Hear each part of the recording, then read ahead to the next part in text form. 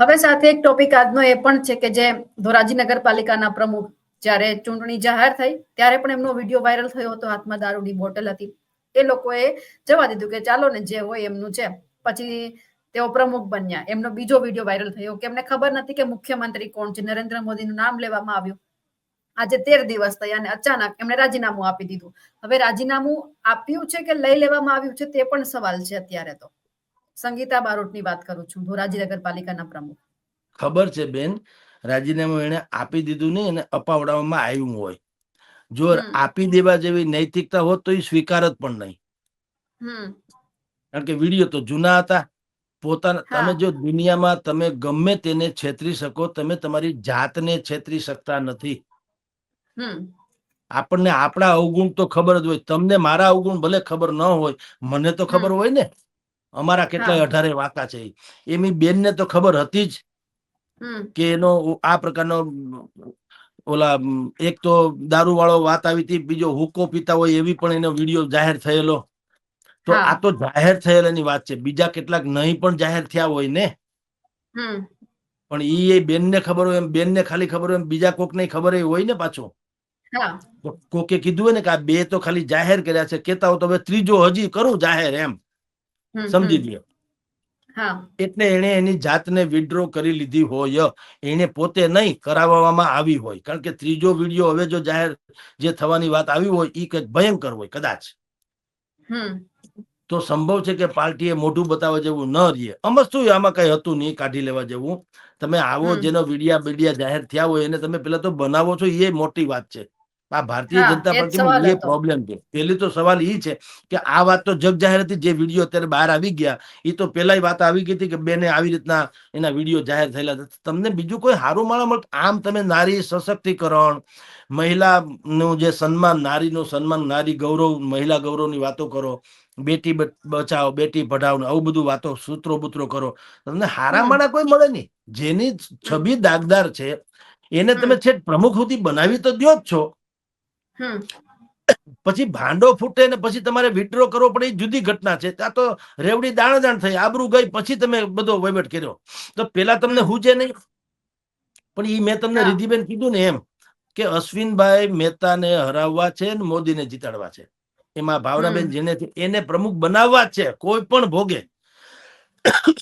સારા બીજા કોઈ બેન નહીં ચૂંટાણા હોય ધોરાજીમાં, તમે વિચાર કરો જી. તો એ બિચારી એ શું હશે? છેડા નહીં હોય બિચારીના. એ એની નૈતિકતાથી જીતી ગઈ હોય, બેન દીકરી જે જીતી હશે તે, પણ એના ઉપર લેવલ સુધી છેડા નહીં હોય. ને આવા તો બધા જે લોકો આમાં છેડા જેના અડે તો ગમે એવા નખરા કરે તો એને ક્યાં કોઈ કઈ કેનારું હોય છે. તો છેડાના આધારે એ ગોઠવાઈ ગઈ, પ્રમુખ બની ગયા. પછી જેને બહુ દાજી આવ્યું હોય એને કીધું હોય કે હવે હજી હું કહેતા હોઉં તો ત્રીજો વિડીયો જાહેર કરું એમ. અને જે પેલા 2 વિડીયો જાહેર કર્યા, દારૂ અને હુક્કો પીતા હોય, બીજું હું ન કરતા હોય, એ કલ્પી શકાય એવી વાત છે. તો એમ થયું હોય કે જો આવા વિડીયો કોઈ હોય ને બહાર પડે અને હાવ પક્ષની રેવડી દાણદાર થાય, એના કરતા ઓલા પક્ષે નક્કી કર્યો હવે ભાઈ સાહેબ બચાવ આનવાથી છોડો જાન એમ. પણ ઈ પછીની વાત છે. ઈ એક્શન જુદા છે. પહેલી વાત તો ઈ તમે એને બનાવ્યું શું કામ? એનો અર્થ એમ છે તમને બધી ખબર છે આ ભૂલ નથી, અપરાધ છે. તમને ખબર જ છે કે આવું પાત્ર છે, અદકું પાત્ર, અધકચરું ભણ્યો, વઢકણી હોવે જેમ દીકરો જેણ્યો. તમને ખબર છે કે આ છલકાઈ જાય એવું પાત્ર છે, આનાથી પચે એવું નથી. તો તમે શું કામ એમાં એમ કરો છો? સિંહનું દૂધ હોય ઈ સોનાના પાત્રમાં ઝીલાય. એને ટીનના ઠીબડામાં લ્યો ફાટી જાય ઠીબડું, ઈ ન ઝીલી હકે. એમ કેટલીક જવાબદારી અને કેટલીક પોસ્ટ ઈ એવી છે કે ઈ એના યોગ્ય પાત્ર હોય એને આપવું જોઈએ. તમારે આંખ વિચારણા કરીને કે ડીંગે ડીંગ હલાવવું છે, પછી ભાંડા ફૂટે ને પછી પાછું ખેંચાઈ જવું પડે ને સાવ આબરૂ.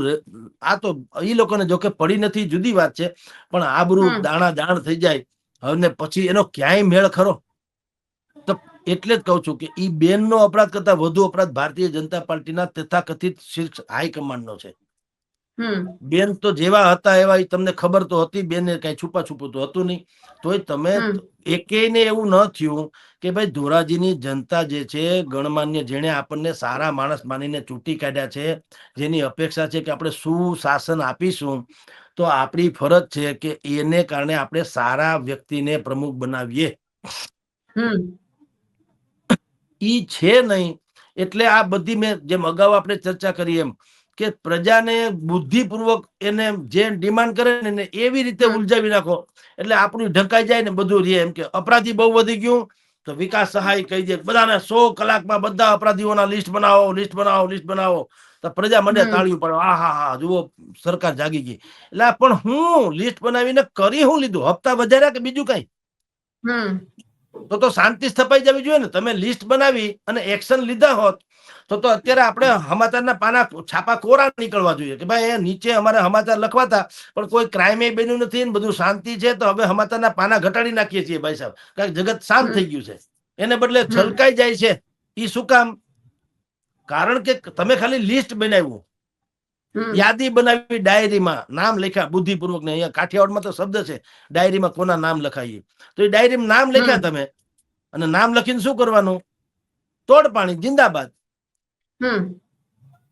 કારણ કે ઉદ્દેશ તમારો શું છે? જો સમાજની શાંતિ સ્થાપવાનો ઉદ્દેશ હોય તો આ બધા રાડ ન પડી ગયા હોય ગુંડા જેના જેના નામ આવ્યા એ ન માંડ્યા હોય તમારામાં, જ્યાં પણ એના છેડા અડતો ભાઈ સાહેબ બચાવો, અમે આ ગામ મૂકી દઈએ, અમે આ જિલ્લો મૂકી દઈએ, અમે આ ફલાણું મૂકી દઈએ, અથવા તો અમે આ જિંદગી આખી આ અપરાધીકરણ મૂકી દઈએ, હવે અમને કા કોઈ છે મૂછે તા દે હવ ભરે છે, ક્યાં ફરક પડતા નામમાં? મૂળ વાત એટલી કે ભાવ વધી ગયા. હું તમને એક પ્રધાનની વાત કરું બેન.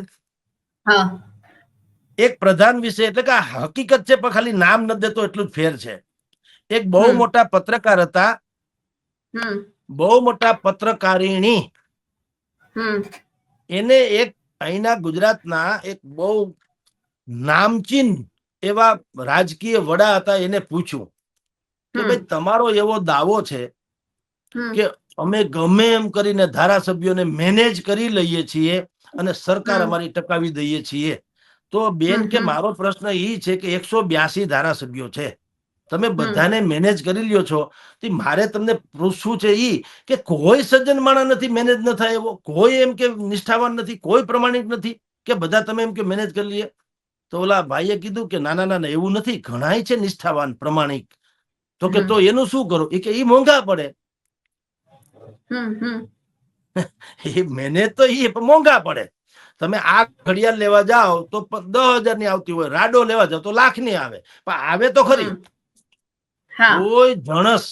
કોઈ જણસ વેચાયા વગરની રહેતી નથી. મૂળ અલગ અલગ હોય. 16 કેરેટ નું સોનું લ્યો તો આ ભાવ, 24 કેરેટ નું લ્યો તો આ ભાવ, વેચાય ખરું, મળે ખરું. એમ આપણી આ સ્થિતિ છે બેન. આપણે હંમેશા તમને કહું છું, સરકારની ટીકા, તંત્રની ટીકા, જાણે આપણે બધા હાવ ઋષિ મુનિઓના દીકરા હોય એમને આપણી ઉપર જ આ જુલમ ગુજાતો હોય, આપણે બિલકુલ સપનામાં પાપ ન કર્યું હોય એવું માનીને કરીએ ને, એ ખોટું છે. આપણા 18 વાંકા. તમે ચૂંટો છો શું કરવા? બદમાશ સરકાર છે તો કોણે ચૂંટી? ઈ આવીને લઈ ગયા. બદમાશ સરકાર છે. બિલકુલ જનતાએ, તમે ચૂંટો છો તૈયારી તમારી માથે પડે છે ને, તો ચૂંટો છો શું કામ? કોઈ હારા માણા ઉભા નથી રહેતા, અપક્ષ હોય છે, એની પાસે ફંડ નથી હોતું, એની પાસે પ્રચારના માધ્યમો નથી હોતા, એની પાસે મેનેજ કરવાના પૈસા નથી હોતા, કાંઈ નથી હોતું. એ કેવળ સજ્જન હોય છે એટલો એનો વાંક છે એમ કહું છું.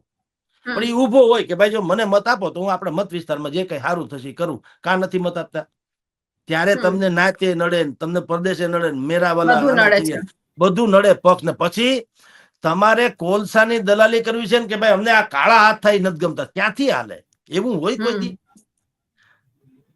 આ લોકતંત્ર છે. તો તમે ચૂંટો ને સજ્જન માણસો ક્યાં નથી જગતમાં? હારા હોય ચૂંટે ને પક્ષ ભૂલી જાય. પક્ષ ક્યાં માસીન છોકરો છે? એટલે કઈક ભાજપ કે કઈ કુટુંબ છે કે ભાઈ હવે નાયત બાર ન જવાય? હવે તો બધા એમાંય જવા માંડ્યા છે. તો તમને એમ થવું તો જોઈએ ને કે ભાઈ હો વાત ની એક વાત, આની ઉપર ભલે કોઈ બેનર ન હોય, આ ભાઈ ભલે કોરે કોરો છે એમને, માણસ તો સજ્જન છે. શિક્ષક હોય, કલાકાર હોય, કોઈ પણ સમાજ સેવી હોય, તો આવો સજ્જન માણસ છે તો એને ચૂંટાવવા સારું કે સારું કામ થાય. હા બિલકુલ. તો આપણે ઈ તો કરવું નથી. બસ સરકાર પાસેથી અપેક્ષા રાખવી છે કે તમે અમને રામ રાજ્ય સ્થાપી દો. તો શરત એક, અમારે રામ નથી થવું. શાસન જોઈએ હા એવું. હંધાઈને સીતા જેવી પત્ની જોઈએ છે, કોઈને રામ નથી થવું. એ ક્યાંથી મેળ પડે? એટલે ડખો આપણો છે બેન. એટલે આ બધી પછી જે શકો તે જેવી પ્રજા પેલા એવું હતું કે યથા રાજા તથા પ્રજા, યથા પ્રજા. હવે તો યથા પ્રજા તથા રાજા. જેવી જનતા એવી જ રાજા. આપણે પણ આ જ લાગના છીએ એમ કહો તો હાલે. દર વખતે ચૂંટણી આવે જ છે ને, આપણે શું કરીએ છીએ? આપણે જીતાડીએ છીએ. તો પછી તો તમારે પાછું વાકુતરાહું થઈ જવું છે. હું ઓબીસી, હું સવર્ણ, હું પાટીદાર, ને હું કોળી, હું ફલાણો, હું માઇનોરિટી, હું દલિત, ને ગોકા ગાણી કરીને ઉભા રહ્યો. અને પછી કે ઓહો સરકાર તો ભોગવો. સજ્જન માણસ હોય એને આપો તો કઈક એના સપનામાં બુરું ઈચ્છતો ન હોય તો તમારું કઈક કલ્યાણ કરે. એમાં આ બધું ક્યાં આવ્યું? તમારે કુટુંબમાં વ્યવહાર કરવો હોય તો કેવાય કે ભાઈ પાટીદાર છે, ફલાણા છે, કે ભાઈ નાચ છે. આ તો સરકાર બનાવવાની વાત છે. એટલે આપણે ચૂંટેલી સરકાર છે, એટલે આપણી ઉપર આવા જ ખેલ કરવાની બેન. જી રીતિબેન. બિલકુલ જગદીશભાઈ, આપ અમારી સાથે જોડાયા. આપનો ખૂબ ખૂબ આભાર. નમસ્કાર બેન.